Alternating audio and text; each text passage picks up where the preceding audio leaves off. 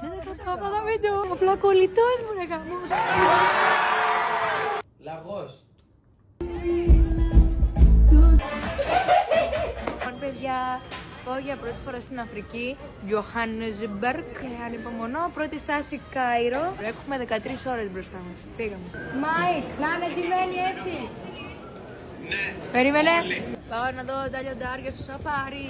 Για να πω, εγώ είμαι λιοντάρι. Ακόμα δεν ήρθα, αγόρασα αυτοκίνητο, παιδιά.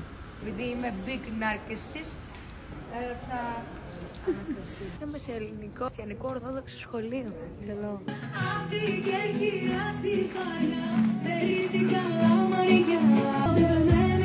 Σε ένα πέλαγα νυχτό. Τώρα την έχετε πατήσει, αδερφή.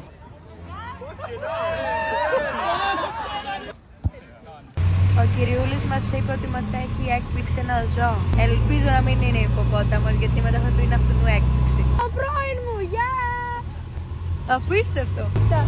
Γουτι γουτι γουτι, γουτι γουτι γουτι. Είμαστε εδώ, στο Κάρβουνο, στη Νότια Αφρική. Πήγαμε για soundcheck και αύριο θα ασκήσουμε. Σίγουρα θα ασκήσουμε.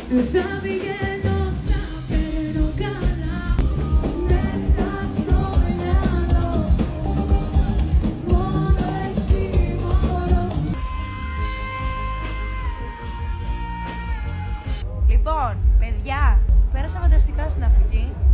Τέλειωσε, το έκανα το live. Τώρα το πρωί φεύγω για Μαδαγασκάρη.